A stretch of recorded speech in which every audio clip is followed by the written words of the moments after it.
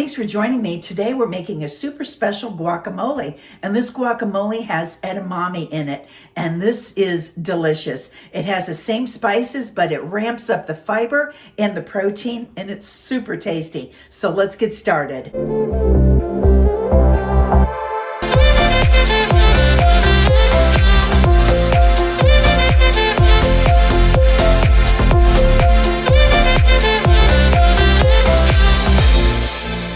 Okay, we're starting our edamame guacamole, and this is so delicious. You can modify it in so many ways. I know a lot of families have their favorite way to make guacamole, and this is just bringing more protein and more fiber and more flavor, truthfully. So I've measured out 2 cups in here, and I need to cook that for 3 to 5 minutes until they soften a little bit. Then they're going to go in my mixer. Okay, I'm going to just quick do that. Okay, I cooked the edamame, the soybeans, and they have cooked for 5 minutes, and now they're perfect. And you want to put them in your Cuisinart or some sort of mixer. These do have to go in there because they do have to get made smaller. These cannot stay the same size in your guacamole or they're not going to look good. But that's one step. But secondly, since we're going to add 2 avocados, one of them could go in there now, and one of them will stay later and be more chunky. But of course, wash your avocados, and those are perfect and going bad, but I also have more, so I'm not worried about it. I'm going to put that in there, so we will get that mashed up. Actually, I'm going to see what the other one looks like. And he's a beauty. Black spots on avocados don't bother me at all. I've eaten so many fruits and vegetables in my life that is par for the course with vegetables, is sometimes they lose their fresh beauty, but that does not change. Okay, I've got the edamame all ground up. Looks perfect, and that's what you want it to look like. You want it a very smooth consistency because you do want some chunks of vegetables in your dip, but not the edamame. The edamame is a bean, and we want this to be fresh and looking like the dip we're used to, which is this not the exact color of guacamole completely?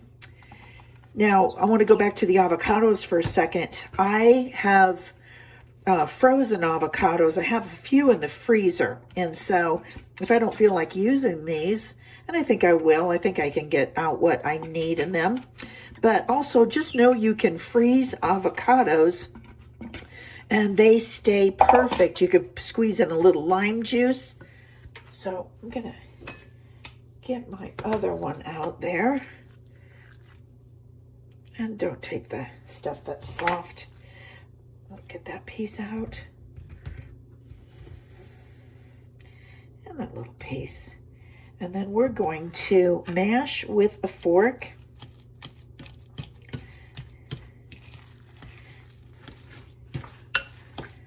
We can add more avocado if we'd like, even 2 in there to 2 cups of edamame. This is a lot of dip, but we've got a lot of flavor to put in there. And so we start with this very unique, very Mediterranean. We put in 2 tablespoons of tahini. And remember, everything is to taste. So if you feel like you need something else, then we're going to add something else. That's how I cook, is I go by recipes as a guideline, but I also add what I want to add. And then we add 2 tablespoons of avocado oil. Now, I like the avocados have oil in them already. That's actually olive oil. 2 tablespoons of olive oil, but I'm going to put in 1 now. And if I need the second one, I will put it in there. And then 2 cloves of minced garlic. And that clove is huge, so I'm just going to do 1 big one. And that helps give it that fresh flavor. Oh gosh, it smells wonderful. And stir that around. And we're going to put in a 1/4 cup of chopped onion. And you do want to cut your onion small.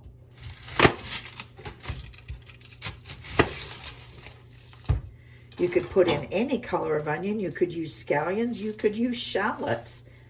Onions have different flavors, but they do kind of translate all in one family. So I have used many different kinds.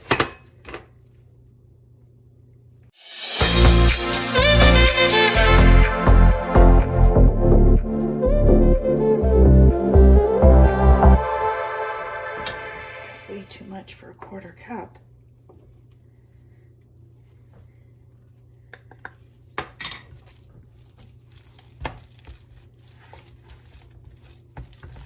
And stir that in. Now, I toast my own cumin, and you guys, if you buy it regular in the shaker, that's great too, but it probably was ground a while back. So I buy it fresh and toast it and grind it, and it has been a game changer in so many foods.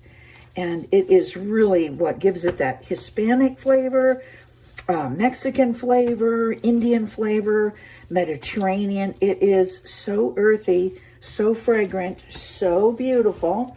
You can add 2 tablespoons of lemon juice.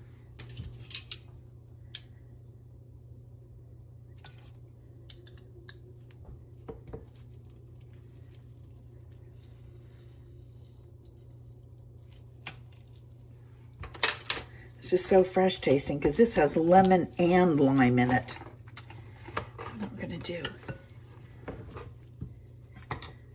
1 to 2 tablespoons of lime. However, we're going to start with 1. If I need the second, I'll put that in there.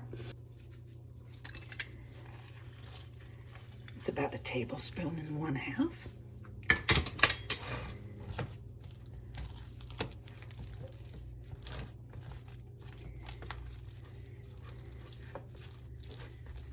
And you can put in a pinch of cayenne or a bit of paprika.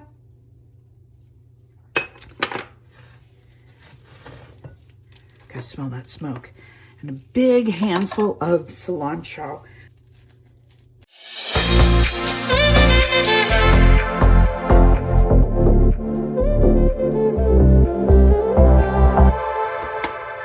And you know, you can use cilantro all the way up the stem, so it tastes exactly the same, which is so wonderful. But if you don't like cilantro, of course, leave that out. You add a big pinch of salt. And this is to taste. You know, I'm not a fan of putting in a bunch of salt and then you can't get it out. And dips are notorious for being salty. I don't want it salty. We're going to taste this before we put in our jalapeno. And you can also chop in a tomato right here. And that's an interesting step. A lot of people like it and some people don't. So if you don't want to see red in there, don't put it in. This is beautiful dip. So fragrant. Okay, let's taste it. See where we're at. My God, you guys, very good. Definitely needs more salt. They say you can put in up to 1/2 teaspoon. So we definitely have less than that. I'm going to put in this other half of this lime for freshness. And a little more zip.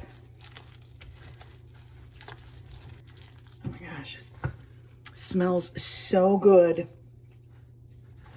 I might even chop in a little more cilantro because I'm a fan.